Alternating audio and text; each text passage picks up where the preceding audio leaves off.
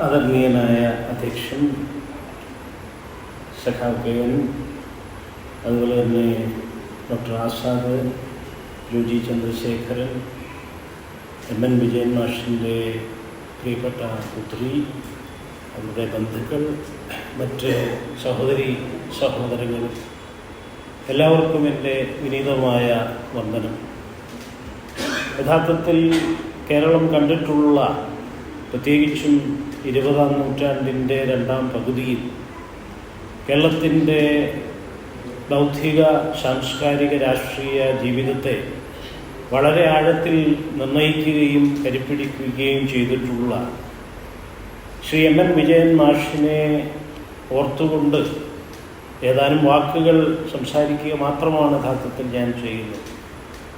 യഥാർത്ഥത്തിൽ അതിനുള്ള ഒരു യോഗ്യതയും തന്നെ എനിക്ക് വ്യക്തിപരമായിട്ടുള്ള ഒരു വ്യക്തിയല്ല. ഞാൻ അദ്ദേഹത്തിൻ്റെ ഒരു ശിഷ്യനായിരുന്നിട്ടില്ല. ഞാൻ അദ്ദേഹത്തെ വളരെ അകലെ നിന്ന് മാത്രം അദ്ദേഹത്തിൻ്റെ ചില പ്രഭാഷണങ്ങളും ചില പുസ്തകങ്ങളും ഒക്കെ വായിക്കുകയും കേൾക്കുകയും പഠിക്കുകയും ചെയ്യുക മാത്രമേ ചെയ്തിട്ടുള്ളൂ. പക്ഷെ എങ്കിൽ കൂടി ആ ചെറിയ അനുഭവത്തിൽ കൂടി തന്നെ അദ്ദേഹത്തിൻ്റെ വാക്കുകളിലൂടെ, ചിന്തയിലൂടെ സമഗ്രമായ ഒരു ലോകാവബോധവും മനുഷ്യരെക്കുറിച്ചും സമൂഹത്തെക്കുറിച്ചും, സമുദായം എന്ന വാക്ക് തന്നെ അദ്ദേഹം സമൂഹത്തിന് പര്യായമായി തൻ്റെ ആദ്യകാല പ്രഭാഷണങ്ങളിലും രചനകളിലുമൊക്കെ ഉപയോഗിക്കുന്നുണ്ട്. അപ്പോൾ ആ രീതിയിൽ നോക്കുമ്പോൾ സമഗ്രമായ ഒരു സമുദായ അവബോധം അല്ലെങ്കിൽ സാമൂഹ്യ രാഷ്ട്രീയ ബോധം പുലർത്തിയ ഒരു ജൈവ ബുദ്ധിജീവി, ഒരു യഥാർത്ഥ ഇടതുപക്ഷ ചിന്തകൻ, പ്രഭാഷകൻ, എഴുത്തുകാരൻ, അധ്യാപകൻ എന്ന രീതിയിലൊക്കെ തന്നെയാണ് ഞാനും അദ്ദേഹത്തെക്കുറിച്ച് അറിയുന്നതും അദ്ദേഹത്തെ ഓർക്കാൻ ശ്രമിക്കുന്നതും, അല്ലെങ്കിൽ അദ്ദേഹത്തെ മറന്നുപോകാതെ ഇരിക്കുന്നു. ഈ പറഞ്ഞതുപോലെ വലിയ മറവികളുടെ, മറവികളുടെ വലിയ സമഗ്രാധിപത്യ കാലത്തുകൂടിയാണ് നാം കടന്നുപോയിക്കൊണ്ടിരിക്കുന്നത്. സമഗ്രാധിപത്യം തന്നെ യഥാർത്ഥത്തിൽ ജനതയുടെ മറവിയുടെ ഒരു ഉൽപ്പന്നമായി കൂടി കടന്നു വരുന്നതാണ്. യഥാർത്ഥത്തിലുള്ള ചരിത്രവും സംസ്കാരവും സത്യനീതികളെക്കുറിച്ചുള്ള ബോധവുമൊക്കെ ജനത മറക്കുന്ന സമയത്താണ് യഥാർത്ഥത്തിൽ സമഗ്രാധിപത്യം നമ്മുടെ സമൂഹത്തിലേക്ക്, സമുദായത്തിലേക്ക് ഇറങ്ങി വരുന്നത്.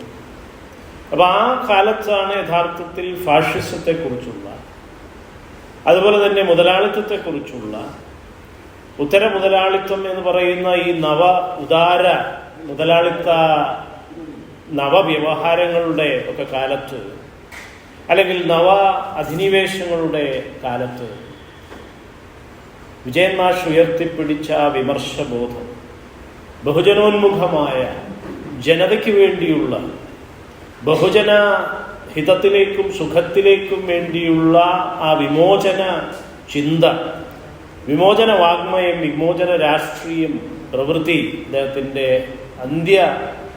ആ പ്രവൃത്തി പോലെ തന്നെ ഭാഷയെക്കുറിച്ചുള്ള അപൂർണമായ ഒരു വിവക്ഷയോടുകൂടിയാണ് അദ്ദേഹം അനിത്യതയിലേക്ക് നയിച്ചത്. അപ്പം അവിടെ സൂചിപ്പിക്കുന്നത് പോലെ തന്നെ കേൾക്കണമെങ്കിൽ ഈ ഭാഷ വേണം എന്ന് പറഞ്ഞതുപോലെ ഭാഷ പലപ്പോഴും അപൂർണമാണ്. ഭാഷ പലപ്പോഴും അധീശത്വത്തിൻ്റെ ഉപകരണമാണ്. അധികാരത്തിൻ്റെയും സാമൂഹ്യ ശ്രേണീകരണത്തിൻ്റെയും ഒക്കെ തന്നെ ഉൽപ്പന്നവും പ്രകടനവും അതിൻ്റെ ഉപകരണവും ഒക്കെ ആയി തന്നെ ഭാഷ മാറുന്നുണ്ട്. ഇന്ന് ഭാഷ ഇത് അപൂർണമിങ്ങഹോ എന്നുള്ള ആശാന്റെ വിചാരത്തെക്കുറിച്ച് പിഴയും അർത്ഥശങ്കയാൽ വരുന്നു എന്ന് പറയുന്ന ആ കുംഭസാരത്തെക്കുറിച്ച് തന്നെ വിജയൻ മാഷ് നിരവധി പ്രഭാഷണങ്ങളിൽ ആവർത്തിക്കുന്നു. അദ്ദേഹവും അവസാനം പറഞ്ഞ കാര്യം ഭാഷയെക്കുറിച്ചുള്ള, എന്നാൽ പോലും ഈ ഭാഷയും ഇല്ലെങ്കിൽ യഥാർത്ഥത്തിൽ എങ്ങനെ നാം കേൾക്കും, എങ്ങനെ നാം ഉറക്കെ ചിന്തിക്കും, നമ്മുടെ മാനസികമായിട്ടുള്ള ഘടനകൾ, ചിന്തകൾ, സ്വപ്നങ്ങളൊക്കെ തന്നെ ഉണ്ട്. പക്ഷെ എങ്ങനെ ഇത് നാം സമുദായത്തിലേക്ക്, സമൂഹത്തിലേക്ക്, രാഷ്ട്രീയത്തിലേക്ക് ചാലകത ഉണ്ടാക്കും, പ്രവർത്തിപ്പിക്കും, അല്ലെങ്കിൽ അറിയുകയും ചെയ്യുന്ന ആ പ്രവർത്തനം, ഗുരുവിൻ്റെ ഭാഷയിൽ പറഞ്ഞാൽ അറിയാനും അറിയിക്കാനുമായിട്ടുള്ള നമ്മുടെ ജീവിതം, അത് എങ്ങനെ സാധ്യമാകും എന്ന വലിയൊരു ചിന്തയിലൂടെയാണ് യഥാർത്ഥത്തിൽ അദ്ദേഹം അനിത്യതയെ പ്രാപിച്ചത് എന്നുള്ളത് തന്നെ വളരെയധികം ചിന്തോദ്ദീപകവും ഏറെ സമകാലിക പ്രസക്തവുമാണ്. പ്രത്യേകിച്ചും അധീശത്വവും സമഗ്രാധിപത്യവും അമിതാധികാരവും അമിത പ്രാതിനിധ്യ കുത്തകയും ഒക്കെ തന്നെ നമ്മുടെ സമുദായത്തെ, സമൂഹത്തെ, രാഷ്ട്രീയ സംവിധാനത്തെ, ജനായത്വ സമൂഹത്തെ തന്നെ, ഇന്ത്യൻ റിപ്പബ്ലിക്കിനും ജനതയ്ക്കും രാഷ്ട്രത്തിനും തന്നെ ഭീഷണിയായി സമഗ്രാധിപത്യം, നവ ദേശീയവാദം, ഹൈന്ദവ ദേശീയവാദം അല്ലെങ്കിൽ സംസ്കാര ദേശീയവാദത്തിൻ്റെ വിവിധ രൂപങ്ങൾ യഥാർത്ഥത്തിൽ സമൂഹത്തെ കാർന്നു തിന്നുകൊണ്ടിരിക്കുന്ന, അല്ലെങ്കിൽ ഇന്ത്യയുടെ പതനത്തെ ഏതാണ്ട് ഉറപ്പിച്ചുകൊണ്ടിരിക്കുന്ന ഈ സന്ദർഭത്തിൽ ഇവിടെയാണ് വിജയൻ മാഷിൻ്റെ വിമർശ വിജ്ഞാനീയം, വിമർശവാങ്മയം, അദ്ദേഹത്തിൻ്റെ വിമോചനാത്മകമായ ആ ഭാഷയും ഭാഷണവും ഭവിഷ്യോന്മുഖമായി, വർത്തമാന പ്രസക്തം എന്ന് മാത്രമല്ല ഭവിഷ്യോന്മുഖമായി കൂടി മാറുന്നതിൻ്റെ ഒരു പ്രതീതിയാണ്, അല്ലെങ്കിൽ ഒരു പരിസരത്താണ്, ഒരു വർത്തമാനത്തിലാണ് നാം കടന്നുപോയിക്കൊണ്ടിരിക്കുന്നത്. അപ്പം അദ്ദേഹത്തിൻ്റെ രചനകളെക്കുറിച്ച് പറഞ്ഞാൽ നമുക്കറിയാം, അദ്ദേഹം ദീർഘമായിട്ടുള്ള അദ്ദേഹത്തിൻ്റെ ബോധന സേവനം നമുക്കറിയാം. കേരളത്തിലുടനീളം, കേരളത്തിൽ മാത്രമല്ല തമിഴ്നാട്ടിൽ അദ്ദേഹം തുടങ്ങി. തമിഴ്നാട്ടിലെ ഒരു കോളേജിൽ അദ്ദേഹം അധ്യാപകനായി തുടങ്ങി. പിന്നീട് കേരളത്തിൻ്റെ സർക്കാർ സർവീസിലേക്ക് വരുന്നു. യൂണിവേഴ്സിറ്റി കോളേജിൽ വന്ന് പഠിപ്പിക്കുന്നു. പിന്നീട് ബ്രണ്ണൻ കോളേജിലേക്ക് പോകുന്നു. അവിടെയാണ് അദ്ദേഹം 20 അല്ലെങ്കിൽ ഏതാണ്ട് 2 പതിറ്റാണ്ടിലധികം സേവനം ചെയ്തു. ഇപ്പൊ മലബാറിനെ തന്നെ, ഈ പറയുന്ന മലബാറിന്റെ ഇടതുപക്ഷ രാഷ്ട്രീയത്തെ നിർണയിക്കുന്നതിനും ആധുനിക കാലത്തിന് അതിന് വലിയ ആസ്തികളും ഊന്നലുകളും കൊടുക്കുന്നതിനും നിരവധി, അതിനെക്കുറിച്ച് ഞാൻ പറയേണ്ടതില്ല, ശിഷ്യരും അനുഭവസ്ഥരും ഒക്കെ ആയിട്ടുള്ള ആൾക്കാരാണ് ഇവിടെ ഇരിക്കുന്നത്. പക്ഷെ എങ്കിൽ പോലും പുതിയ തലമുറയോട് സംവദിക്കുമ്പോൾ നാം പറഞ്ഞു കൊടുക്കേണ്ട വസ്തുത അതാണ്. യഥാർത്ഥത്തിൽ മലബാറിൻ്റെയും കേരളത്തിൻ്റെയും ഉത്തര കേരളത്തിൻ്റെയും ഒക്കെ തന്നെ രാഷ്ട്രീയ, സാമൂഹ്യ, സാംസ്കാരിക അവബോധത്തെ വിപുലീകരിക്കാൻ അദ്ദേഹം നടത്തിയിട്ടുള്ള പരിശ്രമങ്ങൾ, അത് ക്ലാസ് മുറിക്കകത്തും പുറത്തും ഒക്കെ ആയിട്ട് അദ്ദേഹത്തിൻ്റെ സർവീസ് സേവന കാലത്ത് നിരവധി പ്രഭാഷണങ്ങൾ അടക്കം ആ കോളേജുകളിൽ തന്നെയാണ് നടന്നുകൊണ്ടിരുന്നത്. അക്കാലത്ത് പലപ്പോഴും എഴുതി പ്രസിദ്ധീകരിക്കാൻ അദ്ദേഹത്തിന് സമയം കിട്ടിയിട്ടില്ല. അപ്പം അതുകൊണ്ടാണ് പിൽക്കാലത്ത് റിട്ടയർമെന്റിന് ശേഷമാണ് കൂടുതൽ രചനകൾ എഴുതാനും അത് പരിശോധിക്കാനും പ്രഭാഷണങ്ങൾ അടക്കം അത് പാഠവൽക്കരിക്കാനും അത് തിരുത്താനും പുസ്തക രൂപത്തിലേക്ക് ഇറക്കാനും ഒക്കെ കഴിയും. അപ്പോൾ ആ കാലത്ത് അദ്ദേഹം നടത്തിയിട്ടുള്ള ഓരോ ക്ലാസ്സുകളും അനുഭവസ്ഥരെല്ലാം പറയുന്നതാണ്, അത് യഥാർത്ഥത്തിൽ അത് ക്ലാസ് മുറിക്കകത്തും പുറത്തും ഒക്കെ തന്നെ, മാവിൻ ചുവട്ടിലും അല്ലെങ്കിൽ സ്കൂളിൻ്റെ പരിസരത്ത്, കോളേജിൽ മാത്രമല്ല, അപ്പോൾ അവ എവിടെയൊക്കെ സാധ്യമാണോ അവിടെയെല്ലാം തൻ്റെ ഈ ബഹുഭാഷകത്വം വികസിപ്പിക്കുക, ബഹുജനങ്ങളിലേക്ക് രാഷ്ട്രീയ വിമോചനത്തിൻ്റെ, സമഭാവനയുടെ, സോഷ്യലിസത്തിൻ്റെ അല്ലെങ്കിൽ യഥാർത്ഥ ഇടതുപക്ഷത്തിൻ്റെ സമതയുടെയും അതുപോലെ തന്നെ മനുഷ്യരുടെ അതിജീവനത്തിൻ്റെയും പിന്നെ വളരെ സാംസ്കാരികമായ തലത്തിലുള്ള വർഗ സമീക്ഷയുടെയും ഒക്കെ തന്നെ വാഗ്മയത്തെ, ആശയലോകത്തെ വിപുലീകരിക്കുന്നതിൽ, ആശയ നിക്ഷേപം ചെയ്യുന്നതിൽ, തലമുറകളെ കരുപിടിപ്പിക്കുന്നതിൽ അദ്ദേഹം നടത്തിയിട്ടുള്ള സംഭാവനകൾ വിലമതിക്കാനാവാത്തത്.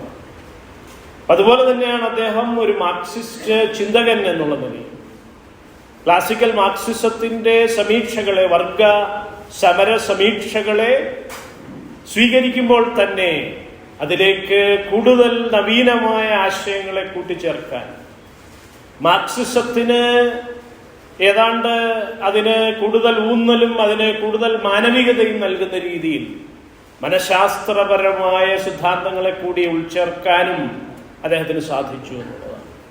അപ്പം അത് സാമൂഹ്യ രാഷ്ട്രീയ വ്യവഹാരത്തിൻ്റെ തലത്തിൽ മാത്രമല്ല, ബോധനത്തിൻ്റെ തലത്തിൽ മാത്രമല്ല, സംസ്കാര വിമർശം അല്ലെങ്കിൽ സാഹിത്യ വിമർശം എന്ന് പറയുന്ന മേഖലയിലും കേരളത്തിൻ്റെ തന്നെ അല്ലെങ്കിൽ കേരള ഭാഷയിലെ, മലയാളത്തിലെ തന്നെ മനഃശാസ്ത്ര വിജ്ഞാനീയത്തിൻ്റെ, മനഃശാസ്ത്രപരമായ വിമർശത്തിൻ്റെ, അതിൻ്റെ ഏതാണ്ട് അമരക്കാരനാകാൻ, അതിൻ്റെ തുടക്കക്കാരനും അമരക്കാരനും ഒക്കെ ആകാനും അദ്ദേഹം കഴിഞ്ഞു. ഒരു ഫ്രോയിഡിയൻ ചിന്തകൻ എന്ന നിലയിൽ, ഒരു മാർക്സിസ്റ്റ് ചിന്തകൻ എന്ന നിലയിൽ മാത്രമല്ല, മനോവിശ്ലേഷണത്തിൻ്റെതായിട്ടുള്ള ആധുനിക മനഃശാസ്ത്രത്തിൻ്റെ, ഫ്രോയിഡിൻ്റെ മനോവിശ്ലേഷണത്തെ സ്വീകരിച്ചുകൊണ്ട് കേരളത്തിലെ കവികളെ, മലയാളത്തിലെ വൈലോപ്പിള്ളിയാകട്ടെ, ചങ്ങമ്പുഴയാകട്ടെ, ആശാനാകട്ടെ, ഇവരെയൊക്കെ ബഷീർ തന്നെ ആകട്ടെ, ഗദ്യകാരനും കഥനകാരനുമായിട്ടുള്ള ബഷീർ തന്നെ ആകട്ടെ, ഇവരുടെയൊക്കെ കഥകളെയും ആഖ്യാനങ്ങളെയും കവിതയെയും ഒക്കെ തന്നെ മനഃശാസ്ത്രത്തിൻ്റെ, മനോവിശ്ലേഷണത്തിൻ്റെ, സൈക്കോ അനാലിസിസിൻ്റെ, പ്രത്യേകിച്ചും ഫ്രോയിഡിയൻ സൈക്കോ അനാലിസിസിൻ്റെ ഒരു പരിപ്രേക്ഷ്യത്തിൽ അദ്ദേഹം വളരെയധികം ജനപ്രിയമായ ശൈലിയിൽ തന്നെ ജനങ്ങളിലേക്ക് വലിയ ആവേശവും അവരുടെ വികാരങ്ങളെപ്പോലും തരളിതമാക്കുന്ന രീതിയിൽ ലൈംഗികതയെക്കുറിച്ചും അതുപോലെ തന്നെ കാമനകളെക്കുറിച്ചും ദമിതമായിട്ടുള്ള മനുഷ്യരുടെ വികാരങ്ങളെക്കുറിച്ചും അതുപോലെ തന്നെ അത് അങ്ങനെ പോയി അദ്ദേഹം ഫാഷിസത്തിന്റെ വിമർശനത്തിലേക്കാണ് പോകുന്നത്. മനുഷ്യന്റെ കാമനകളെയും തൃഷ്ണകളെയും ഒക്കെ വിശകലനം ചെയ്ത് സാഹിത്യത്തിലൂടെ അത് വായിച്ചെടുത്ത് വൈലോപ്പള്ളി കവിതയെക്കുറിച്ച്, ആശാൻ കവിതയെക്കുറിച്ച്, ചങ്ങമ്പുഴയെക്കുറിച്ച്, ബഷീറിനെ കുറിച്ചൊക്കെ പറഞ്ഞുകൊണ്ട് തന്നെ അങ്ങനെ പോയി അദ്ദേഹം അതിന്റെ ഒരു രാഷ്ട്രീയ ഒരു വിശ്ലേഷണ വിശകലനത്തിലേക്ക്, പ്രയോഗത്തിലേക്ക്, രാഷ്ട്രീയ പ്രയോഗത്തിലേക്ക് തന്നെ ഒരു പ്രാക്സിസിലേക്കാണ്, മാർക്സിന്റെയൊക്കെ തന്നെ ഭാഷയിൽ പറഞ്ഞാൽ ഒരു പ്രാക്സിസിലേക്ക് തൻ്റെ മുതലാളിത്ത വിമർശത്തെയും മനോവിശകലന വിശ്ലേഷണ ചിന്തയെയും ഫ്രോയിഡിയൻ യുങ്ങിയൻ മനഃശാസ്ത്രത്തെയും ഒക്കെ തന്നെ ഉപയോഗിച്ചു എന്നുള്ളതാണ്. അപ്പൊ അങ്ങനെ വന്നിട്ട് ആ മൂലധന വ്യവസ്ഥയുടെ വളരെ കാലികവും വളരെ വർത്തമാന പ്രസക്തവുമായ അനുദിനത്വത്തിലേക്ക്, അനുദിന വിമർശത്തിലേക്ക് തന്നെ ഏറ്റവും പുതിയ രീതിയിൽ പറയുമ്പോൾ ആ എവരിഡേ എന്ന് പറയുന്ന അനുദിനത്വം അല്ലെങ്കിൽ ഡയലക്റ്റിക്കൽ മെറ്റീരിയലിസത്തിന്റെ അനുദിനത്വം എന്താണ്, അല്ലെങ്കിൽ ജീവിത ബന്ധം എന്താണ്, അടിത്തറ എന്താണ് എന്ന് കാണിക്കുന്ന base and super structure Marxism എന്ന് പറയുന്ന ഓർത്തഡോക്സ് മാർക്സിസത്തിന്റെ ശൈലിയിൽ മാത്രമല്ല, മനുഷ്യന്റെ, സാധാരണ മനുഷ്യരുടെ ജീവിതവുമായി ബന്ധിപ്പിച്ചുകൊണ്ട്. കാരണം അദ്ദേഹം എപ്പോഴും സാധാരണക്കാരായ വിദ്യാർത്ഥികളെയാണ് അദ്ദേഹം സംബോധന ചെയ്തുകൊണ്ടിരുന്നത്. അവർക്കാണ് അദ്ദേഹം ആഹാരം വാങ്ങിച്ചു കൊടുത്തുകൊണ്ടിരുന്നത്. അവർക്കാണ് അദ്ദേഹം ഫീസ് കൊടുക്കാനും അല്ലെങ്കിൽ മറ്റു കാര്യത്തിനും ഒക്കെ തന്നെ സ്വന്തം പോക്കറ്റിൽ നിന്ന് തന്നെ പൈസ എടുത്തു കൊടുത്തുകൊണ്ടിരുന്നത്. അപ്പോൾ അനുദിനത്വം എന്ന് പറയുന്നത് അദ്ദേഹത്തിന്റെ ജീവിതത്തിന്റെ ഏറ്റവും വലിയ ചിന്തയുടെയും ജീവിതത്തിന്റെയും എഴുത്തിന്റെയും ഒക്കെ തന്നെ വലിയ ഭാഗമായിരുന്നു. അനുദിനത്വം എന്താണ്, ജീവിതത്തിന്റെ പ്രായോഗികത എന്താണ്, ദൈനംദിനമായിട്ടുള്ള ജീവിത സമരം എന്താണ് എന്നിങ്ങനെയുള്ള തലങ്ങളും കൂടി അദ്ദേഹത്തിന്റെ ചിന്തയ്ക്കും പ്രയോഗത്തിനും, സാമൂഹ്യ വിദ്യാഭ്യാസ ബോധന പ്രയോഗത്തിനും ഒക്കെ തന്നെ ഉണ്ട് എന്ന് ഞാൻ സൂചിപ്പിക്കുക. അപ്പൊ നവ ഉദാരതയുടെ തുടക്കത്തിൽ തന്നെ അതിനെ വിമർശിക്കുവാൻ, ഈ പറയുന്ന ലിബറലൈസേഷന്റെയും ഗ്ലോബലൈസേഷന്റെയും വ്യവഹാരങ്ങളെ, ഉദാരീകരണത്തിന്റെ ആഗോളവൽക്കരണ വ്യവഹാരങ്ങളെ ഒരു സാംസ്കാരിക രാഷ്ട്രീയ നിലപാടിൽ നിന്ന് ആദ്യം മുതൽ അതിനെ വിമർശിക്കുവാൻ അദ്ദേഹത്തിന് കഴിഞ്ഞിട്ടുണ്ട് എന്നുള്ളതാണ്. ഇപ്പൊ പ്രാദേശിക ഭാഷകൾ, പ്രാദേശിക സംസ്കാരങ്ങൾ, ബഹുജന സംസ്കാരധാരകൾ, ഇവയ്ക്കൊക്കെ ആഗോളീകരണത്തിൻ്റെതായിട്ടുള്ള പാശ്ചാത്യ കേന്ദ്രീകൃതമായ, അമേരിക്കൻ കേന്ദ്രീകൃതമായ അല്ലെങ്കിൽ യൂറോ സെൻട്രിക്കും അമേരിക്കൻ കേന്ദ്രീകൃതവുമായിട്ടുള്ള ഒരു ആഗോളീകരണ വ്യവസ്ഥയിൽ, സംസ്കാര വ്യവസായത്തിന്റെ വളർച്ചയിൽ, അല്ലെങ്കിൽ വാണിജ്യപരമായിട്ടുള്ള ഒരു വിവര സാങ്കേതിക വിദ്യയുടെ വികാസത്തിൽ സംഭവിക്കുന്ന മൂന്നാം ലോകത്തെ രാഷ്ട്രങ്ങളുടെ, പ്രത്യേകിച്ചും ഏഷ്യൻ ആഫ്രിക്കൻ രാജ്യങ്ങളുടെ ആ വലിയ പ്രതിസന്ധി, സാംസ്കാരികവും സാമൂഹ്യവും രാഷ്ട്രീയവുമായ പ്രതിസന്ധികളെ കുറിച്ച് അദ്ദേഹം മുന്നറിയിപ്പ് തന്നു. അപ്പൊ അങ്ങനെ വന്നിട്ടാണ് അദ്ദേഹം ഫാഷിസത്തിന്റെ മനഃശാസ്ത്രത്തിലേക്ക്, ഫാഷിസത്തിന്റെ സാമൂഹ്യ ശാസ്ത്രത്തിലേക്കും അതിന്റെ മനഃശാസ്ത്രത്തിലേക്കും അദ്ദേഹം കടക്കുകയാണ്.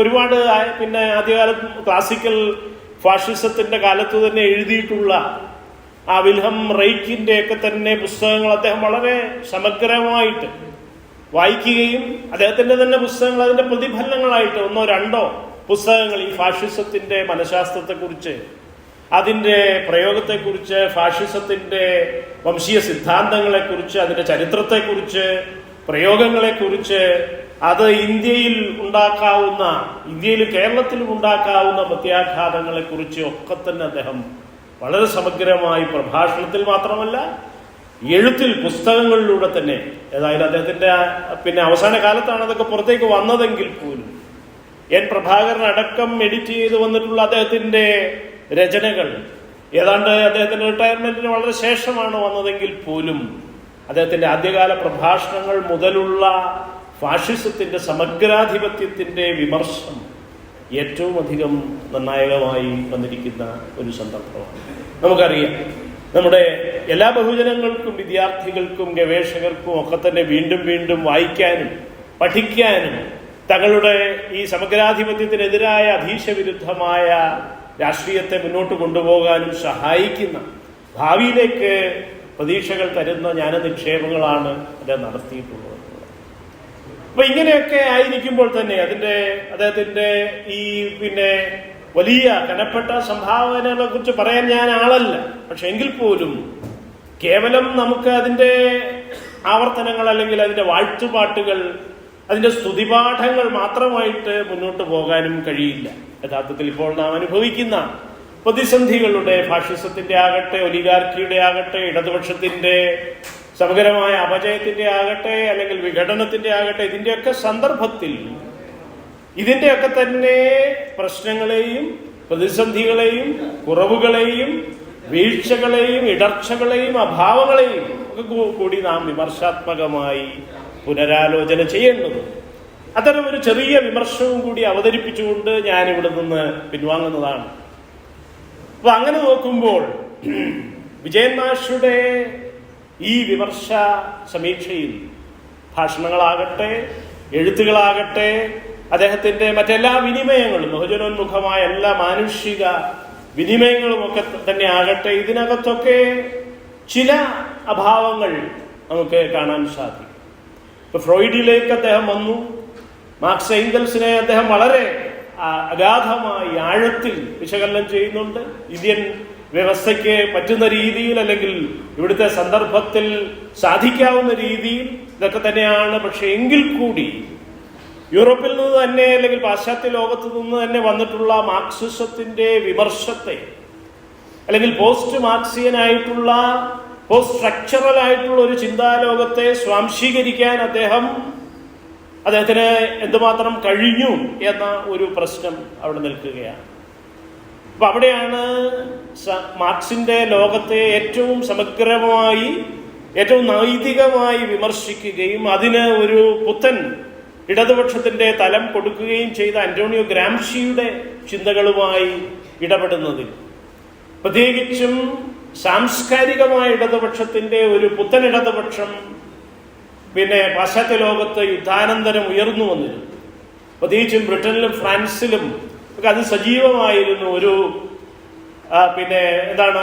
രണ്ടാം ലോക യുദ്ധത്തിന് ശേഷം, പ്രത്യേകിച്ചും 60-കൾക്ക് ശേഷം നടന്ന സൈദ്ധാന്തിക വിപ്ലവങ്ങളുടെ ഭാഗമായി ഘടനാവാദവും അതിനെ തുടർന്ന് തന്നെ വന്നിട്ടുള്ള 60-കളുടെ അന്ത്യത്തിൽ 70-കളുടെ തുടക്കത്തിൽ വളരെ പ്രകടമായി വന്നിട്ടുള്ള ഘടനാവാദ അനന്തര ചിന്തയും ഒക്കെ തന്നെ വികസിച്ചു. അപ്പൊ ഈ പോസ്റ്റ് ഫ്രോയിഡിയൻസ് ആയിട്ടുള്ള യുങ്ങും, അതിനെ തുടർന്ന് തന്നെ വന്നിട്ടുള്ള ലക്കാനും, അതിനെ തുടർന്ന് വന്നിട്ടുള്ള ഗൊത്താരിയും ദെല്യൂസും അടക്കമുള്ള ചിന്തകരുടെ സൈക്കോ അനാലിസിസിന്റെ തന്നെ ചിന്തകരാണ്. ഒരു പോസ്റ്റ് സ്ട്രക്ചറൽ ആയിട്ടുള്ള സൈക്കോ അനാലിസിസിന്റെ വക്താക്കളാണ്. അപ്പൊ ആ ഘടനാവാദ അനന്ത ചിന്തയുടെ ഒരു ബഹുസ്വരതയെ സ്വാംശീകരിക്കുന്നതിനും അതിനെ ഇന്ത്യയുടെയും കേരളത്തിന്റെയും സാംസ്കാരിക രാഷ്ട്രീയ പരിസരങ്ങളിലേക്ക് പ്രയോഗിക്കുന്നതിനും തന്റെ സാമൂഹ്യ പ്രയോഗത്തിൽ, സോഷ്യൽ പ്രാക്ടീസിൽ, ഈ ഭാഷണങ്ങളിൽ, ഈ സ്പീച്ച് ആക്ടുകളിലൊക്കെ തന്നെ വിനിമയം ചെയ്യുന്നതിൽ സാംസ്കാരികമായ ഇടതുപക്ഷത്തിന്റെ ആ പരിണാമത്തെക്കുറിച്ച് വിജയൻ മാഷ് എന്തുമാത്രം ജാഗ്രത പുലർത്തി. ഇപ്പോഴും വിജയൻ മാഷിന്റെ സ്ട്രീമിൽ നിൽക്കുന്ന പല പണ്ഡിതരും ഇതിനെ പുറംതിരിഞ്ഞു നിൽക്കുകയാണ്. സംസ്കാരത്തിന്റെ നിർണായകത്വം സാമ്പത്തികം മാത്രമല്ല, മൂലധനത്തിന് മറ്റ് നിരവധി രൂപങ്ങളുണ്ട്. സാമ്പത്തിക മൂലധനത്തിന്റെ ഒരു മോണിറ്ററി രൂപം മാത്രമാണ്. ആ മൂലധനത്തിന് സാംസ്കാരികവും സാമൂഹ്യവും സിംബോളിക്കും പ്രതീകാത്മകവും വിദ്യാഭ്യാസപരവും ഒക്കെ ആയിട്ടുള്ള നിരവധി രൂപങ്ങളും തലങ്ങളുമുണ്ട്. ഇപ്പൊ പിയറി ബോർദ്യൂ എന്ന് പറയുന്ന ഒരു ഫ്രഞ്ച് സാമൂഹ്യ ശാസ്ത്രകാരനാണ് ഈ പറയുന്ന സാംസ്കാരിക മൂലധനം എന്ന ആശയം തന്നെ, അല്ലെങ്കിൽ മൂലധനങ്ങളുടെ വിവിധ തലങ്ങളെയും രൂപങ്ങളെയും കുറിച്ചുള്ള സിദ്ധാന്തം തന്നെ രൂപീകരിച്ചു. ഇതൊക്കെ 1970-കളും 80-കളും യൂറോപ്പിൽ നടന്നു. ഫൂക്കോൾഡിയൻ റവല്യൂഷൻ യൂറോപ്പിൽ സാധ്യമായി. ഫ്രാൻസിൽ ദരീദയുടെ ചിന്ത വന്നു. ലക്കാന്റെ ചിന്ത പോലെ തന്നെ അതിനേക്കാൾ കൂടുതൽ വിധ്വംസകവും അതിനേക്കാൾ കൂടുതൽ റാഡിക്കൽ റവല്യൂഷണറി എന്ന് പറയാവുന്നതാണ് പിന്നെ ജാക്ക് ദരീദയുടെയും അതുപോലെ തന്നെ ഫൂക്കോയുടെ ചരിത്രത്തെക്കുറിച്ചും മനഃശാസ്ത്രത്തെക്കുറിച്ചും മനുഷ്യന്റെ ലൈംഗികതയെക്കുറിച്ചും ഒക്കെയുള്ള പുതിയ സിദ്ധാന്തങ്ങൾ, പോസ്റ്റ് സ്ട്രക്ചറൽ എന്ന് പറയാവുന്ന ഘടനാവാദ അനന്തര ചിന്ത.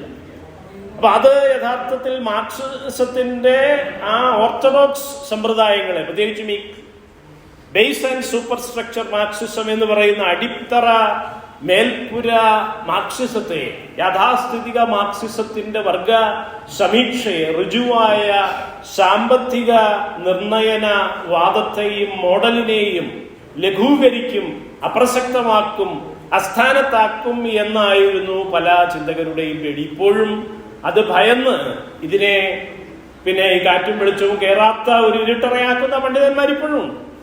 അപ്പൊ ഞാൻ സൂചിപ്പിച്ചത് അത്തരത്തിലുള്ള ഒരു വൈജ്ഞാനികമായ ഒരു ലാപ്സ്, വിജയൻ മാസ്റ്ററുടെ ഒരു ലാപ്സ് ആയിട്ടല്ല ഞാൻ പറയുന്നത്, അന്നത്തെ സന്ദർഭത്തിന്റെ, പ്രത്യേകിച്ചും സോവിയറ്റ് യൂണിയന്റെ സമഗ്രമായ തകർച്ച, മറ്റ് പല സ്ഥലങ്ങളിലും ക്യൂബ അടക്കമുള്ള മറ്റ് നിരവധി സ്ഥലങ്ങളിൽ ഇടതുപക്ഷത്തിനുണ്ടായ തകർച്ച, ഇതിന്റെയൊക്കെ പരിസരത്ത് സാംസ്കാരികമായിട്ടുള്ള ഒരു സമീക്ഷ പലപ്പോഴും അമേരിക്കൻ മോഡലിലേക്കും അമേരിക്കൻ നവസാമ്രാജ്യത്വത്തിന്റെ ഒരു അജണ്ട അയക്കുമോ എന്നൊക്കെയുള്ള ആശങ്കകളും പരിഭവങ്ങളും അല്ലെങ്കിൽ അപവാദങ്ങളും ഒക്കെ പ്രചരിക്കുന്നുണ്ടായിരുന്നു. ഒരുപക്ഷെ ആ സാഹചര്യത്തിലായിരിക്കാം വിജയൻ മാഷ് അടക്കമുള്ള, സുധീഷ് അടക്കമുള്ള പലർക്കും, പാഠം ഗ്രൂപ്പിന് പോലും അന്റോണിയോ ഗ്രാംഷിയുടെ ചിന്തയുമായിട്ട് കൂടുതൽ ജനായത്തപരമായ, കൂടുതൽ സാംസ്കാരികവും സാമൂഹ്യവുമായ ഉള്ളടക്കങ്ങളുള്ള ചരിത്രത്തെ, യൂറോപ്യൻ ചരിത്രത്തെ, ഇറ്റാലിയൻ ചരിത്രത്തെ പുനർവായിച്ചുകൊണ്ട് എന്തുകൊണ്ട് ഫാഷിസം വീണ്ടും വീണ്ടും അധികാരത്തിലേക്ക് വരുന്നു, എന്തുകൊണ്ട് ഫാഷിസം ഇലക്ടറൽ സിസ്റ്റത്തെ തന്നെ, പാർലമെന്ററി ജനായത്ത ക്രമങ്ങളെ പോലും നോക്കുകുത്തിയാക്കിക്കൊണ്ട് എങ്ങനെ അധികാരത്തിലേക്ക് വരുന്നു, എങ്ങനെ സോഷ്യലിസത്തിന്റെ മേലങ്കിയിട്ടുകൊണ്ട് ഫാഷിസം സ്റ്റേറ്റ് പിന്നെ സോഷ്യലിസമായിട്ടും നാഷണൽ സോഷ്യലിസമായിട്ടും ഒക്കെ എങ്ങനെ രംഗത്തേക്ക് വരുന്നു എന്ന് ബെനിറ്റോ മുസോളിനിയുടെ തന്നെ തടവറയിൽ കിടന്ന് ചിന്തിക്കുകയും എഴുതുകയും അങ്ങനെ അവിടെ കിടന്ന് ആ പീഡനത്തിൽ മരിച്ചു പോവുകയും ചെയ്ത, അകാലത്തിൽ പൊലിഞ്ഞു പോവുകയും ചെയ്ത അന്റോണിയോ ഗ്രാംഷി എന്ന പുത്തൻ ഇടതുപക്ഷത്തിന്റെ അല്ലെങ്കിൽ സാംസ്കാരിക ഇടതുപക്ഷത്തിന്റെ ഒരു ഐക്കണെ, അദ്ദേഹം വിമർശനത്തിന് അതീതനല്ല, പക്ഷേ അദ്ദേഹമാണ് ഇറ്റാലിയൻ ചരിത്രത്തിലെയും സമൂഹത്തിലെയും യൂറോപ്യൻ ചരിത്രത്തിലെ ഹോളോകോസ്റ്റിന്റെ ഏറ്റവും ഒരു വലിയ ഇര, ആ തടവറയിൽ, മുസോളിനിയുടെ തടവറയിൽ പൊലിഞ്ഞുപോയ ഒരു ഇര എന്ന നിലയിൽ തന്നെ അവിടെ കിടന്ന് ചിന്തിച്ച, എഴുതി വച്ച ആ ചിന്തകനെ വേണ്ടത്ര മനസ്സിലാക്കുന്നതിൽ, പ്രത്യേകിച്ചും ഈ ഫാഷിസത്തിന്റെ ഈ പുനരവതാരങ്ങൾ വീണ്ടും വീണ്ടും വന്നുകൊണ്ടിരിക്കുന്നത് എന്തുകൊണ്ട് എന്ന് മനസ്സിലാക്കുന്നതിൽ അദ്ദേഹം നടത്തിയ ചിന്ത, അതിനെ വേണ്ടത്ര ആർജവത്തോടുകൂടി കാലികമായി നമുക്കൊക്കെ തന്നെ, ഞാൻ ആരെയും അധിക്ഷേപിക്കുന്നതല്ല, ഞാനടക്കമുള്ള അല്ലെങ്കിൽ നമ്മളടക്കമുള്ള സമൂഹത്തിനെ ഇപ്പോഴും മനസ്സിലാക്കിയിട്ടില്ല എന്നുള്ളതാണ്. അതാണ് ഇന്ത്യൻ സമഗ്രാധിപത്യത്തെ വിശകലനം ചെയ്യുമ്പോഴും അന്റോണിയോ ഗ്രാംഷിയുടെ ആ മോഡൽ, ഇറ്റാലിയൻ ചരിത്രത്തെ വിശകലനം ചെയ്തുകൊണ്ട് പുനർവായിച്ചുകൊണ്ട് അതിന്റെ ഒലിഗാർക്കിയെ വിമർശിക്കുന്നു. ഫാഷിസം എങ്ങനെ ഒലിഗാർക്കിയുടെ ആ പ്രഭുത്വ പൗരോഹിത്യ വാഴ്ചയായി, ഏതാനും വരേണ്യരുടെയും കുലീനരുടെയും കുത്തകയായി ഭരണം മാറുമ്പോൾ ജനങ്ങൾക്ക് ശബ്ദവും നിർവാഹകത്വവും നിഷേധിക്കപ്പെടുന്നുവെന്നും, അങ്ങനെ ഫാഷിസം വീണ്ടും വീണ്ടും അവരതിന്റെ ആൾക്കൂട്ടങ്ങളായി, മറ്റ് മാർഗമില്ലാതെ അതിന്റെ ആൾക്കൂട്ടങ്ങളും ഇരകളും അതിന്റെ കോംപ്ലിസിറ്റ് ആയിട്ടുള്ള വിക്ടിംസുമായി അതിന് കോൺസെന്റ് കൊടുക്കുകയും ചെയ്യുന്ന ഒരവസ്ഥയിലേക്ക് ആൾക്കൂട്ടം മാറുകയും ചെയ്യുന്നു എന്ന ഒരു വിശകലനം, ഈ റൈക്കിന്റെയൊക്കെ വിശകലനം അത്ര എത്തുന്നില്ല. 1933 വില്യം റൈക്കിന്റെ മാസ് സൈക്കോളജി ഓഫ് ഫാഷിസം വന്നത്. അതാണ് നമ്മുടെ വിജയമാഷ ഏറ്റവും അധികം പ്രചോദിപ്പിച്ചിട്ട് അദ്ദേഹം മോഡലായി തന്നെ എടുത്തിട്ടുള്ള 2 പുസ്തകങ്ങൾക്കെങ്കിലും മോഡലായി സ്വീകരിച്ചിട്ടുള്ളത്. പക്ഷേ ഈ അന്റോണിയോ ഗ്രാംഷിയുടെ അധീശത്വം, കീഴാളം അല്ലെങ്കിൽ ജൈവബുദ്ധിജീവി ഗുഡ് സെൻസ്, കോമൺ സെൻസ്, അതിനെ ബ്രേക്ക് ചെയ്യുന്ന ഗുഡ് സെൻസ് അല്ലെങ്കിൽ ക്രിറ്റിക്കൽ കോൺഷ്യസ്നസ്, വിമർശ വിജ്ഞാനീയം, കൂടുതൽ ജനായത്തപരമായ വികേന്ദ്രീകൃതമായ കീഴാളരുടെ പ്രാതിനിധ്യവും ശബ്ദവും നിർവാഹകത്വവും ഏജൻസിയും സ്പീച്ചും ഉറപ്പാക്കുന്ന രീതിയിലുള്ള അന്റോണിയോ ഗ്രാംഷിയുടെ പുത്തൻ ഇടതുപക്ഷ ചിന്തയെ, ഇടതുപക്ഷത്തെ തന്നെ ജനായത്തവൽക്കരിക്കുന്ന, വികേന്ദ്രീകരിക്കുന്ന, ബഹുജനോന്മുഖമാക്കുന്ന, നിരവധി ലോകത്തിന്റെ വിവിധ ഭാഗങ്ങളിൽ പോരാടുന്ന പിന്നണി ജനവിഭാഗങ്ങളൊക്കെ സ്വാംശീകരിക്കുന്ന, പിന്നെ അംബേദ്കറെ പോലും അത് സ്വാധീനിച്ചിട്ടുണ്ടോ എന്ന് നാം അത്ഭുതപ്പെടും. അദ്ദേഹം നേരിട്ട് റെഫർ ചെയ്യുന്നില്ലെങ്കിൽ പോലും ഈ ഒലിഗാർക്കിയെ കുറിച്ചുള്ള സങ്കല്പമാണ് അംബേദ്കറുടെ 1930കളിലെ തന്നെ സമകാലികരായിരുന്നു അവർ. ആ ഫാഷിസം, ക്ലാസിക്കൽ ഫാഷിസം ഇറ്റലിയിൽ നടക്കുന്ന സന്ദർഭത്തിലാണ് അംബേദ്കർ പിന്നെ വിദേശത്ത് പോയി തന്റെ ഡോക്ടറൽ ഡിഗ്രികളുമായിട്ട് കൊളംബിയയിൽ നിന്നും ലണ്ടൻ സർവകലാശാലയിൽ നിന്നും വരികയാണ്. വന്നതിന് ശേഷം അദ്ദേഹം രാഷ്ട്രീയ പ്രവർത്തനത്തിലേക്ക് ഇറങ്ങിയപ്പോൾ അദ്ദേഹം ഒരു ഡ്രാഫ്റ്റ് കോൺസ്റ്റിറ്റ്യൂഷൻ ഡ്രാഫ്റ്റ് ചെയ്യുകയാണ്.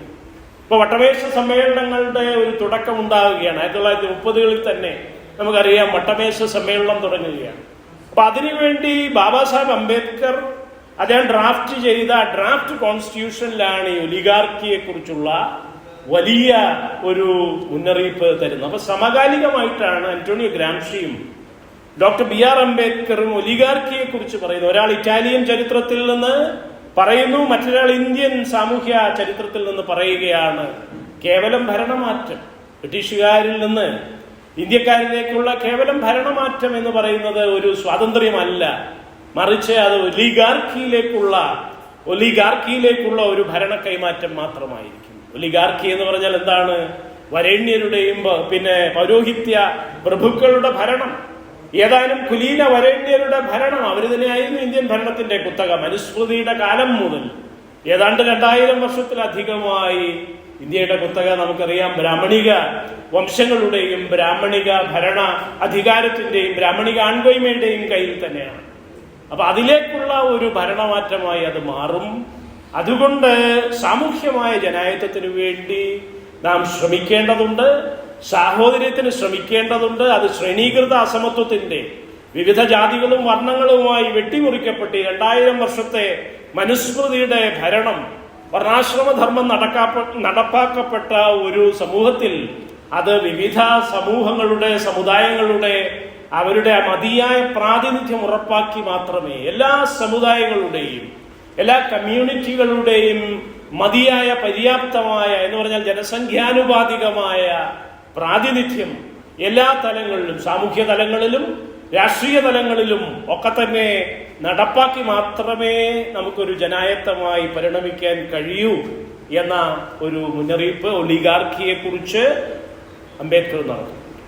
അപ്പൊ ഇത് യഥാർത്ഥത്തിൽ നമ്മളിൽ നിന്ന് മാറ്റിവെക്കുകയോ വിലക്കപ്പെടുകയോ നമുക്ക് വേണ്ട സമയത്ത് എടുക്കുകയോ ചെയ്യാൻ കഴിഞ്ഞു. അതാണ് കേരളത്തെ ഈ രീതിയിലേക്ക് നയിച്ചിരിക്കുന്നത്. കേരളത്തിന്റെ ഇന്നത്തെ എല്ലാ അപജയങ്ങളിലേക്കും നവോത്ഥാനത്തിന് പൂർവമായ അല്ലെങ്കിൽ 200-300 പാശ്ചാത്യ മിഷണറിമാരും പാശ്ചാത്യ ഭരണവും ഒക്കെ വരുന്നതിന് മുമ്പിലുള്ള ഒരു അവസ്ഥയിലേക്കാണ് നമ്മുടെ സമൂഹം ഇന്ന് അധപ്പതിച്ചിരിക്കുന്നത്. നമുക്കറിയാം അടുത്ത കാലത്തുണ്ടായിട്ടുള്ള ആ ശബരിമലയിൽ അരങ്ങേറിയ വിശ്വാസി ലഹളയും നാമജപ ഘോഷയാത്രയും വിദ്യാഭ്യാസവും സർവകലാശാല ഡിഗ്രിയുമുള്ള പ്രൊഫഷണലുകൾ തെരുവിലിറങ്ങി പറയുകയാണ്, ദേവന്റെ ബ്രഹ്മചാര്യത്തിന് വേണ്ടി ഞങ്ങളൊക്കെ മരണം വരെ പോരാടും, ഞങ്ങൾ ജന്മനാ തീണ്ടാരികളാണെന്ന് വിദ്യാഭ്യാസമുള്ള സ്ത്രീകൾ തന്നെ പ്രഖ്യാപിക്കുകയാണ്. കാരണം ഞങ്ങൾക്ക് ആർത്തവമുണ്ട്.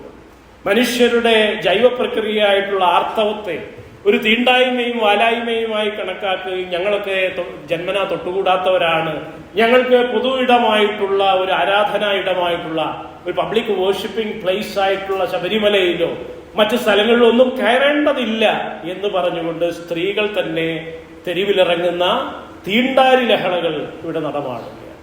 തീണ്ടാരി ലഹളകളും വിശ്വാസി ലഹളകളും നാമജപ ഘോഷയാത്രകളും മഹാഭാരത രാമായണ പട്ടത്താരങ്ങളും ഗീതാഗിരി ശിബിരങ്ങളും അതുപോലെ ഭാഗവത സപ്താഹങ്ങളും പരിപാടികളും ഒക്കെ തന്നെ നടന്നുകൊണ്ടാണ് കേരളത്തെ അതിഭീകരമായി ഹിന്ദുവൽക്കരിച്ചുകൊണ്ടാണ് ഈ പറയുന്ന ശബരിമലയിലെ ലഹള, അതും സുപ്രീം കോടതിയുടെ ഭരണഘടനാ ബെഞ്ചിന്റെ ലിംഗനീതിയിലേക്കും സാമൂഹ്യ നീതിയിലേക്കുമുള്ള ഒരു ഐക്യകണ്ഠേനയുള്ള ഒരു 2018 വിധിയായിരുന്നു. വളരെ ബുദ്ധിമുട്ടാണ് അത്തരത്തിലുള്ള വിധികൾ ഇനി കിട്ടാൻ, അല്ലെങ്കിൽ ഇന്ത്യ ചരിത്രത്തിൽ തന്നെ കിട്ടാൻ.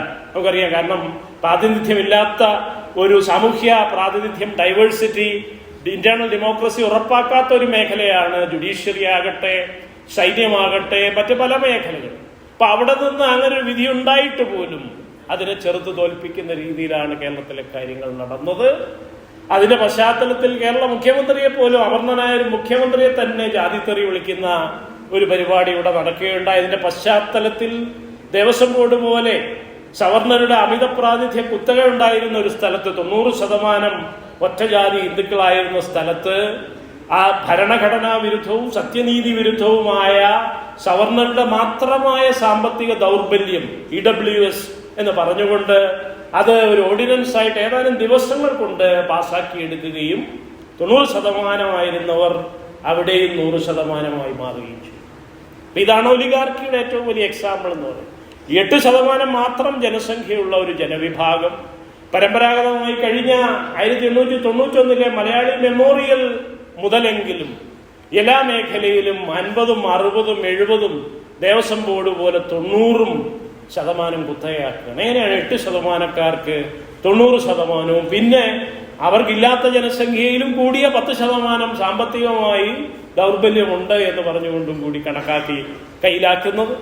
ഇത്രയും നഗ്നമായ, വെറും ഗണിതമായി ആലോചിച്ചാൽ പോലും, സാമൂഹ്യമോ ചരിത്രപരമോ രാഷ്ട്രീയമോ ജനായത്തപരമോ ഒന്നും ആയിട്ട് ആലോചിക്കേണ്ടതില്ല. പക്ഷേ ഗണിതത്തിന്റെ, സ്റ്റാറ്റിസ്റ്റിക്സിന്റെ കണക്കെടുത്ത് നോക്കിയാൽ പോലും ആർക്കും മനസ്സിലാകുന്ന, അരിത്തമെറ്റിക്സ് പഠിക്കുന്നവർക്ക് ആർക്കും മനസ്സിലാകേണ്ടതാണ്. പക്ഷേ അത് മനസ്സിലാക്കാത്ത രീതിയിലുള്ള common sense, caste Hindu common sense ഇവിടുത്തെ വിദ്യാഭ്യാസ വ്യവസ്ഥയിലൂടെ, മാധ്യമ വേലകളിലൂടെ, മറ്റ് പബ്ലിക് ഡിസ്കോഴ്സുകളിലൂടെ, എല്ലാ പൊതുസ്ഥാപനങ്ങളിലൂടെ ബഹുജനങ്ങളുടെ നികുതിപ്പണം ഉപയോഗിച്ചു തന്നെ ഈ പറഞ്ഞ ഗീതാഗിരികളും, രാവിലെ മഹാഭാരത പട്ടത്താനം, വൈകുന്നേരം ഗീതാഗിരി ശിബിരങ്ങൾ നടത്തും. രാമായണവും ഗീതയും മഹാഭാരതവും വായിച്ചാലുള്ള പ്രശ്നത്തെക്കുറിച്ച് ഗുരു തന്നെ പറഞ്ഞിട്ടുള്ളതാണ്. 1914 അദ്ദേഹം എഴുതി, കൊല്ലുന്നവനില്ല ശരണ്യത, മറ്റെല്ലാവിധ നന്മയും ആർന്നിടിലും, കൊലായിൽ അവൻ ഗുണമുള്ള പുമാൻ, അല്ലായെങ്കിൽ മൃഗത്തിനു തുല്യനം. അപ്പൊ ഈ ഒരു അപകടത്തെക്കുറിച്ച്, കൊല്ലുന്ന ദൈവങ്ങളെക്കുറിച്ചും കൊലപാതകങ്ങളും വംശഹത്യകളുമായ ഗാന്ധിജിയോട് സഹോദരൻ അയ്യപ്പൻ 25 നേരിട്ട് ചോദിച്ചതാണ്. വൈക്കം പോരാട്ട വേളയിൽ അദ്ദേഹം ഐക്യത്ത് വന്നു, പിന്നെ വർക്കലയിൽ വന്ന് ഗുരുവിനെ നേരിട്ട് കണ്ടു.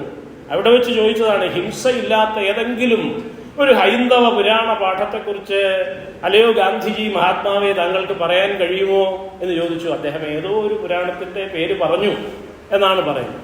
രണ്ടാമതൊരു ചോദ്യം ചോദിച്ചു, അല്ലയോ മഹാത്മാവെ, താങ്കളുടെ ലോർഡ് കൃഷ്ണ, ആ ശ്രീകൃഷ്ണ പരമാത്മാവ്, താങ്കൾ എപ്പോഴും ഹരിനാമം ജപിച്ചുകൊണ്ടാണല്ലോ ഇരിക്കുന്നത്, അദ്ദേഹം സ്വന്തം അമ്മാവനെ പോലും കൊല ചെയ്ത ഒരു പരമ്പര കൊലയാളി ആയിരുന്നില്ലേ മഹാത്മാവേ എന്ന് ചോദിച്ചു. അപ്പൊ ഗാന്ധിജിക്ക് പ്രത്യേക ഉത്തരവില്ലായിരുന്നു. അദ്ദേഹം പറഞ്ഞത് അസംബന്ധം, നോൺസെൻസ് എന്നാണ് സഹോദരനോട് പറഞ്ഞത്. അപ്പൊ ഞാൻ പറഞ്ഞത് ഇതൊക്കെ തന്നെ മദനമോഹന മാളവ്യ ജയ്റാം വിളിക്കണമെന്ന് തിരുനക്കര മൈതാനത്ത് 29 ഗുരുവിന്റെ സമാധിക്ക് ശേഷം ആഹ്വാനം നടത്തി. അപ്പൊ അവിടെ തന്നെ ജയ് രാവൺ വിളിച്ചുകൊണ്ട് ആ ശംഭൂകനെ ഒരു ശൂദ്രനായി, ഒരു താപസനും മുനിയുമായ ശംഭൂകനെ ഒരു ശൂദ്രനായി പറഞ്ഞുകൊണ്ട് ഗളച്ഛേദം ചെയ്ത ആ അയോധ്യാപതിയായ രാമനെയാണോ നിങ്ങൾ ഉദ്ദേശിക്കുന്നത്? അയാൾക്ക് ജയ് വിളിക്കാൻ അദ്ദേഹം ദൈവം പോയിട്ട് ഒരു മനുഷ്യൻ പോലും ആകുന്നില്ല. ഗുരു 14 എഴുതിയിരിക്കുന്നു, മൃഗത്തിന് തുല്യനവൻ, കൊല്ലായികിൽ അവൻ ഗുണമുള്ള പുമാൻ, അല്ലായെങ്കിൽ മൃഗത്തിനു തുല്യനവൻ എന്ന് ഗുരു എഴുതി വെച്ചിരിക്കുകയാണ്. ജീവകാരുണ്യ പഞ്ചകത്തിൽ തന്നെ അദ്ദേഹം എഴുതി വെച്ചിരിക്കുകയാണ്. അപ്പോൾ സഹോദരന് ഒരു മടിയും ഉണ്ടായില്ല.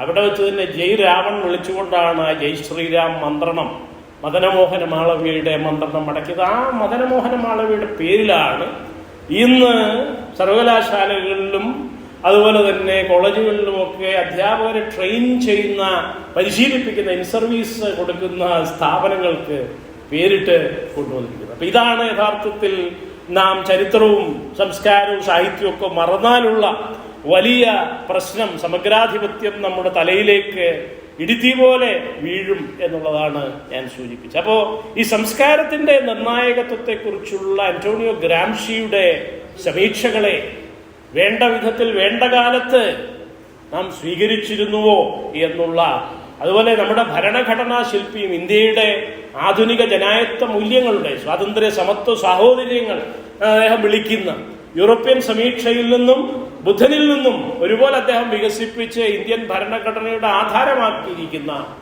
ആ ചിന്തകനെ, ആ ദലിത ബുദ്ധിജീവിയെ, ലോകത്തെ ഏറ്റവും വലിയ ബുദ്ധിജീവിയായി കൊളംബിയ സർവകലാശാല അടക്കം ലോകത്തെ വിവിധ ഏജൻസികളും പഠിതാക്കളും പ്രസിദ്ധീകരണങ്ങളും ഒക്കെ അദ്ദേഹത്തെ അംഗീകരിച്ച് ആദരിക്കുകയാണ്. അപ്പൊ അദ്ദേഹത്തിന്റെ ഒലിഗാർക്കിയെക്കുറിച്ചും ജനായത്വത്തെക്കുറിച്ചും പ്രാതിനിധ്യത്തിന്റെ കലയാണ്, സാധ്യതയുടെ ഒരു കലയാണ് ജനായത്വം എന്ന അദ്ദേഹത്തിന്റെ ആ ചിന്തയും സാമൂഹ്യ ചിന്തയും, അതുപോലെ തന്നെ കുലീന കുത്തക ഭരണം സമഗ്രാധിപത്യത്തിലേക്ക് നയിക്കും, പഴയ ജാതിവർണ്ണ ക്രമീകരണങ്ങളിലേക്ക് തന്നെ തിരിച്ചു പോകും, അതിലേക്ക് തന്നെയുള്ള ഒലിഗാർക്കിയിലേക്കുള്ള ഒരു ഭരണ കൈമാറ്റം മാത്രമാകും എന്ന അംബേദ്കറുടെ ചിന്തയും യഥാർത്ഥത്തിൽ നമുക്ക് മാർക്സിസവുമായിട്ട്, വർഗസമര സമീക്ഷയുമായിട്ട് ചേർക്കാൻ കഴിഞ്ഞുവോ എന്നുള്ളതാണ് ഒരു നിർണായകമായ ഒരു ചോദ്യം. ഇത് വിജയൻ മാഷെ കുറിച്ച് മാത്രമുള്ള ഒരു വിമർശനമായിട്ടല്ല, ഒരു ആത്മവിമർശനമായി കേരള സമൂഹം, ഇന്ത്യൻ സമൂഹം ഉൾക്കൊള്ളേണ്ട അതിന്റെ സാംസ്കാരിക രാഷ്ട്രീയ സമീക്ഷകളിലെല്ലാം വിദ്യാഭ്യാസ, മാധ്യമ, സമഗ്ര ജീവിത പോരാട്ടങ്ങളിലും ജീവിത പ്രയോഗങ്ങളിലും സ്വാംശീകരിക്കേണ്ട ഒരു തത്വമായിട്ട് നമ്മുടെ ഭരണഘടനയുടെ തന്നെ ആധാര മൂല്യങ്ങളായിട്ടുള്ള യഥാർത്ഥ സ്വാതന്ത്ര്യ സമത്വ സാഹോദര്യത്തെക്കുറിച്ചുള്ള, സാമൂഹ്യ പ്രാതിനിധ്യത്തെക്കുറിച്ചുള്ള, ജനായത്വത്തിന്റെ അടിത്തറയായിട്ടുള്ള സാമൂഹ്യ പ്രാതിനിധ്യം, സാമൂഹ്യ നീതി സങ്കല്പങ്ങളെക്കുറിച്ചുള്ള ഒരു തിരിച്ചറിവായി വൈകിയ വേളയിലെങ്കിലും നമ്മുടെ സമൂഹം, നമ്മുടെ രാഷ്ട്രീയം, നമ്മുടെ രാഷ്ട്രീയക്കാരെ ഒക്കെ തന്നെ തിരിച്ചറിയണം എന്നുള്ള ഒരു എളിയ ഒരു അപേക്ഷ മാത്രം, ഒരു ചെറു വിമർശനമായി നിങ്ങളുടെ മുമ്പാകെ വെച്ചുകൊണ്ട് ഞാനിവിടെ എൻ്റെ ലഘു ഭാഷണം നിർത്തുകയാണ്. എല്ലാവർക്കും എൻ്റെ വിനീതമായ വന്ദനം.